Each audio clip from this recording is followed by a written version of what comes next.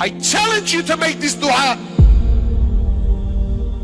Wallah, if the Imam made this dua, you would throw a shoe at him from the back. And look, brother, what's this dua?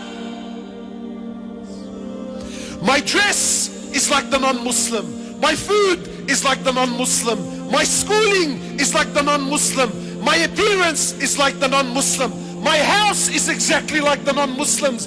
My dreams and my ambitions of owning a house and taking my family on a holiday at the end of the year and driving, every ounce of my body's ambition is exactly like the non-Muslim. My name was Muhammad, I changed it to Mo. My name was Mustafa, I changed it to Steve. Every ounce of me is dripping non-Muslim. Yeah, but brother, alhamdulillah, I'm a Muslim. The Prophet says, glad tidings, hani'an, hani'an, glad tidings to the stranger. Honestly, who feels like a stranger, bro? Who, bro? You walk into any restaurant, halal, not halal, is a yallah, kullu meshi, brother, bismillah, oh God, brother.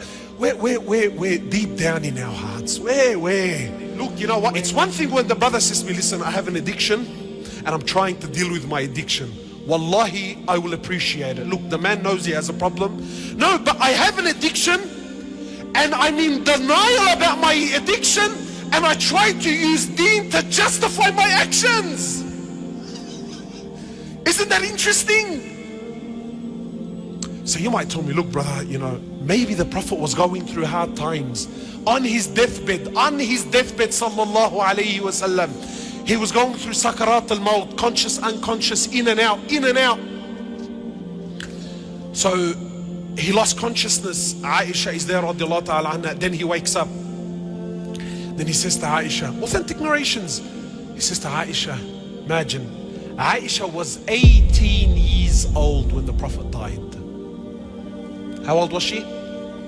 18. And Allah called her and the others in the Quran, Allah called them Ummahat al-Mu'mineen, the mothers of the believers, meaning they have become haram on every man. Yani once the Prophet dies, sallallahu alaihi wasallam, no one can remarry her. 18 in a world and in a society where the man was everything. Imagine this 18-year-old is watching her husband die at the age, and she has her whole life that now she knows, I'm going to be alone. I can never remarry after him. So he wakes up from his, you know, he was unconscious, and says to Aisha, how much money do we have? This sunnah no one talks about. Sheikh, please man, put these stories behind. Let's speak about investments and stocks, and let's speak about buying houses, brother. Because in our hearts, we believe that honor, that money will restore the honor of Islam. Ya Aish. Ya haram. So she says to my Prophet of Allah, all that we have is 7 gold coins. Imagine a man with 9 wives. Today brothers have paid off their houses, paid off. And he's working to pay off the 2nd and the 3rd because brother, I need to leave something for my children, brother. Exhausting his life. Not halal haram. I don't care about halal and haram.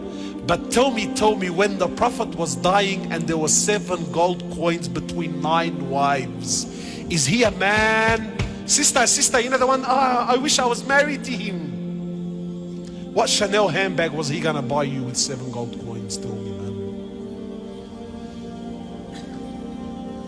What hair and makeup studio were you gonna go to on a fortnightly basis? Tell me.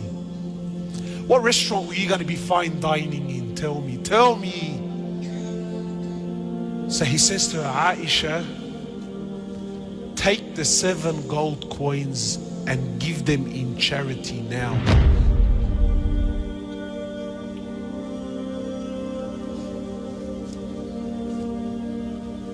See the sicknesses, my brothers. Just try this. Just try this.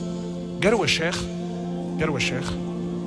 Tell him, look, sheikh, there's a religious brother. Don't tell him the prophet, because we've been programmed. We've become professional liars, my brothers. Professional.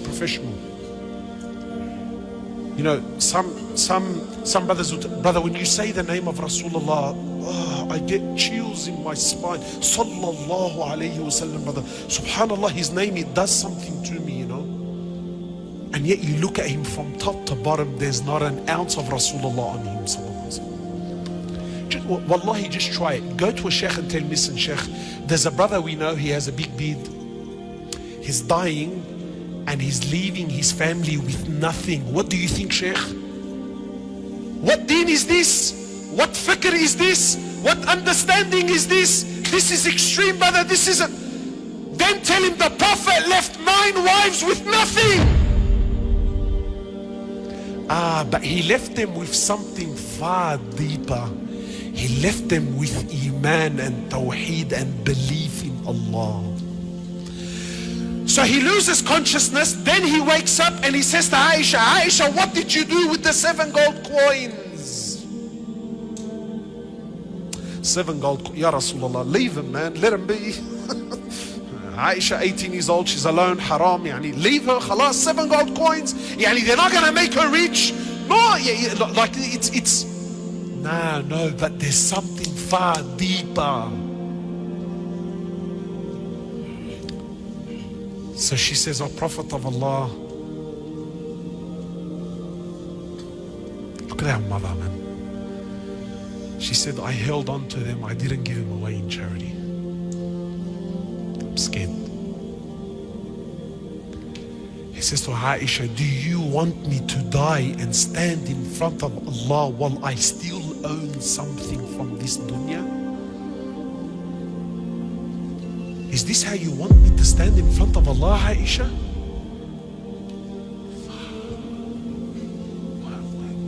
What's going on?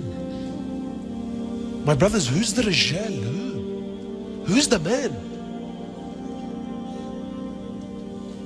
So you might think, look, brother, that's Rasulullah sallallahu alaihi wasallam. You know, look, Allah was no.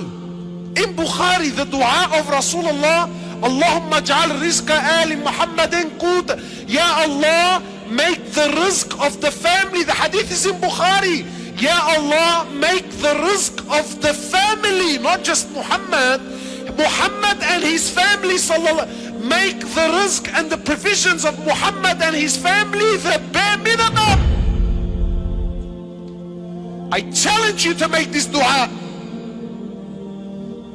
Wallah, if the Imam made this dua, you would throw a shoe at him from the back. And look, brother, what's this dua? Because in our hearts, in the sicknesses of our society, a man is determined by his money.